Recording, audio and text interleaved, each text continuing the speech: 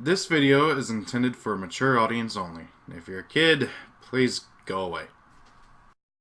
Hello, dear Letter for Life. Here bringing guys a brand new video. This time around we got a deck profile that I have been kind of toying around with whether or not this would actually work for a while, but Skystriker Witchcrafter. So I figure both of these decks might work relatively well because they're both spell focused, but I don't know. I've been playing it quite a bit and it's been a lot of fun. I feel like there could still be some kinks I can work out of it, but I feel like as a general basis for what I got now, this is a pretty fun deck that kind of bolsters Witchcrafter in a way to where they can actually try and go first, or second I should say, because right now if Witchcrafters go second, they kind of get screwed over. Witchcrafters want to go first, but if you're forced to go second, you're going into a whole lot of stuff. And you know, the Skystriker engine just helps with that, helps can kind of go against that, and helps the deck actually compete in a way where it can actually kind of play. Not to mention it helps bolster it, and it just is an overall just great little engine for the deck. And you got the deck space to work with it. Witchcrafters don't have an extra deck. Like actually, so using the Skystriker extra deck, like incorporating that into it is pretty easy, and it's a pretty fun deck overall. I don't think it's anything revolutionary, but it's definitely a fun deck. So let's get on with it. First and foremost, we got triple Skystriker Ace Ray. You know, she's the heart and soul of the good old Skystriker engine and everything. And it just is an overall great card. I don't really need to explain what she does. Everybody knows what she does. You know, she tributes herself, summons a Skystriker extra deck monster, and then if the Skystriker extra deck monster dies, she summons herself back from the graveyard. Pretty good overall. Then I got triple Witchcrafter Golem Aruru. I'm probably mispronouncing that, but oh well. Aruru is a hand trap kind of monster. Basically, whenever a spellcaster you control is targeted by a card effect or for an attack, you can reveal this card in your hand and target either one card your opponent controls or one Witchcrafter card in your one Witchcrafter spell card in your graveyard. Special summon her from your hand and then return the targeted card back to the hand.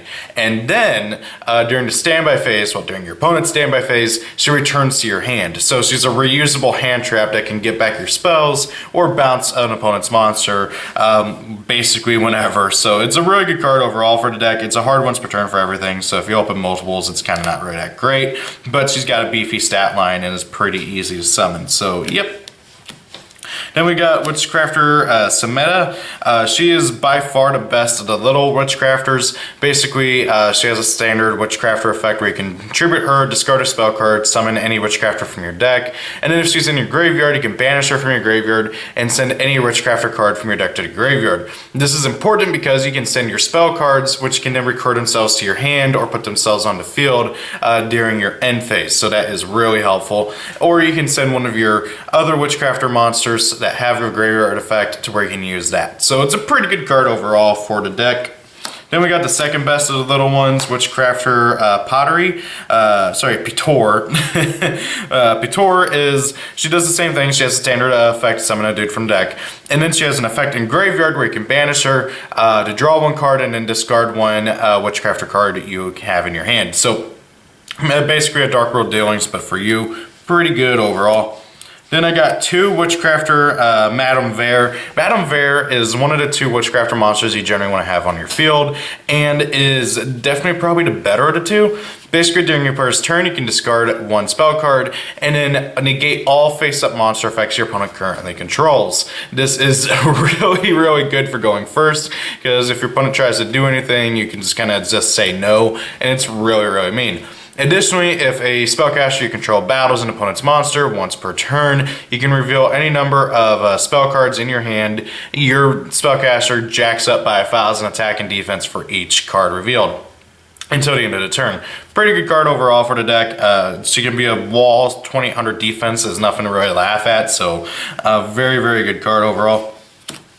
Then we got the Witchcrafter you want to have out with Madame Vare, Witchcrafter Hane. Hane is basically a Trident. During your player's turn, you can discard one spell card, target one face-up card your opponent controls, pop it. Pretty good card overall. And then also, while she's on the field, your opponent cannot target other spellcaster monsters for card effects. So if you have multiples out, even though you can't use the Trident pop multiple times, you can still stop your opponent from targeting your stuff, which is pretty good. Then we got, quite honestly, the worst of the Witchcrafter monsters, Witchcrafter Pottery. She's got the standard Witchcrafter effect where you can tribute her, discard a spell, summon a dude from deck. And then she's got an effect in the graveyard where if you have no cards in your hand, you can banish her from your graveyard, add one Witchcrafter card from your graveyard to your hand. The issue is that you gotta have no cards in your hand, and that just doesn't happen often. She's more of a just-in-case card and another name, so really just not very good overall. Then I got one Witchcrafter Edo. I know some people recommend to play multiples because she can unbrick your hand. Basically what she does is as a quick effect, you can discard one spell card, special summon any Witchcrafter from your hand, and then she also has an effect where you can tribute her, summon any Witchcrafter from your graveyard. So she is a really good card, but however, I found that just like with the other big ones, you don't want to draw into her, and it really does suck when you do. So generally speaking, I don't recommend playing more than one of her. If you happen to open Hain and Madame Vare along with like one of your Witchcrafter monsters and maybe a spell, it's actually not half bad because, well, actually no, I just realized that doesn't leave any spells for Edo to discard. But yeah, overall, just a good card for just getting dudes out of your hand and stuff. Level 5 too, so like if you do have to tribute summon her, it's not crazy hard to do. That's the monster lineup. Onto the spells. First and foremost, we got triple Secret Village of the Spellcaster. This is like one of your main win conditions. If you can get this out along with Hain and Madame Vare, you basically win because this will prevent your opponent from activating spell cards, Hain will pop stuff, and Madame Vare will prevent your opponent from activating monster effects. And in general, that's just leaves it to be just wonderful. Your opponent can't do anything and it just screws them over really heavily. So absolutely mandatory 3 of in this deck. Then we got the Sky Striker stuff. Well, the first of it, Sky Striker, Mobilize, Engage. You play as many as you can. You know, it's pot of greed, basically. You search out a Sky Striker card and draw one if you have 3 or more spell cards in your graveyard. So absolutely mandatory 3 of. Then we got 2 Witchcrafter Creation. This is basically the Sky Striker Mobilize, but for Witchcrafters, but doesn't do as cool stuff. Basically just search any Witchcrafter monster from your deck to your hand, and you also, during your end phase, if you control a Witchcrafter monster, you can add it from your graveyard to your hand, but you can only do one effect or the other, you can't do both. That's kind of like the really big drawback in regards to the Witchcrafter spells, is that you only get one effect, you can't do both Witchcrafter spell effects in one turn.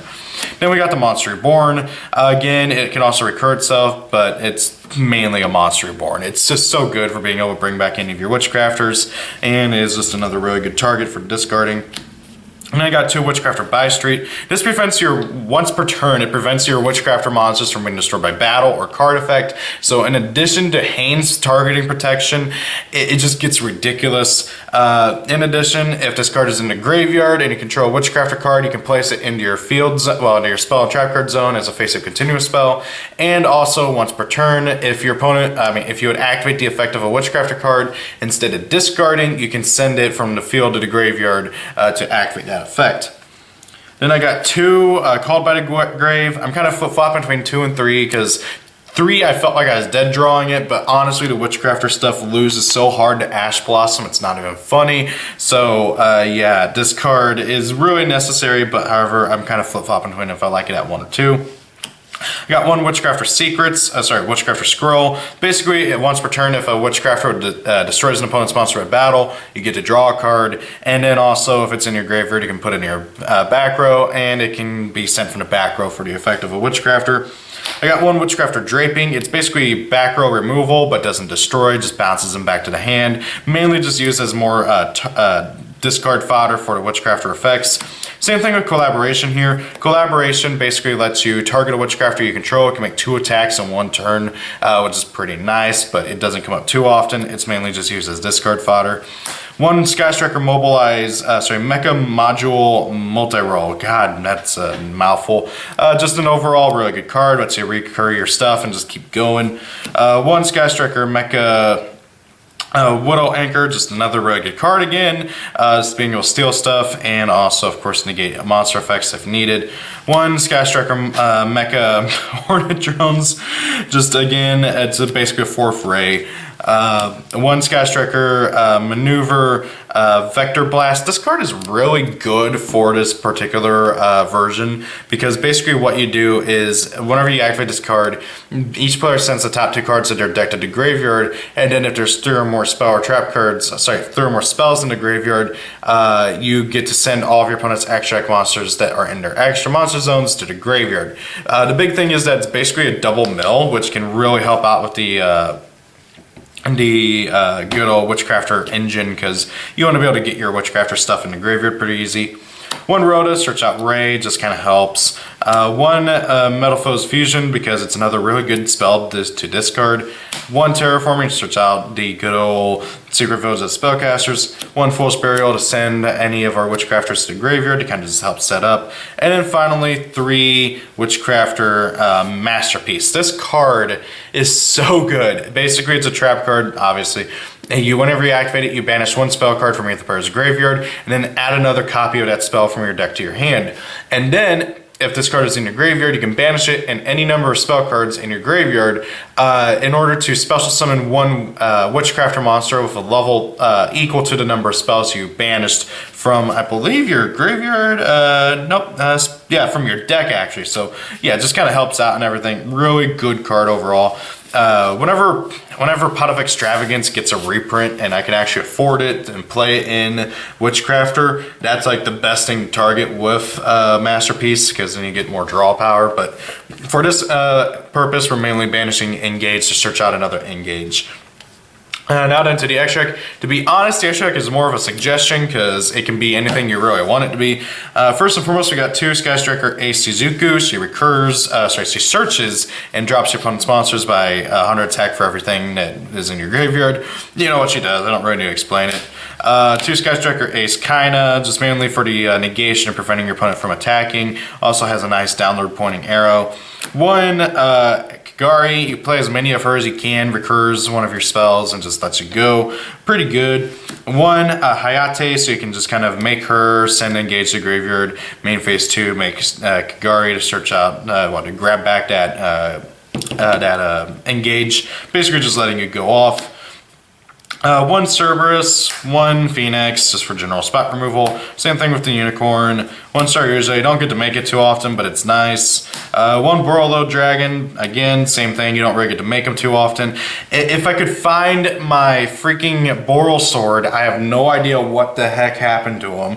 I would definitely replace the Staryuja with Boral Sword. I can't find it, and I think it might have gotten stolen, and I didn't notice, and now I'm really sad. 1 Mech Knight Crusadia Avermax, because this thing is basically a cheaper Boral Sword. And I can't find mine. 1 Abyss Drawer to stop monster effects in the graveyard. 1 Dagusto Emerald to just recur stuff. And then 1 Evil Swarm Excite on Night, because why not? This deck, you generally don't have a lot of stuff on your field, so just kind of helps make up for the difference in power and everything.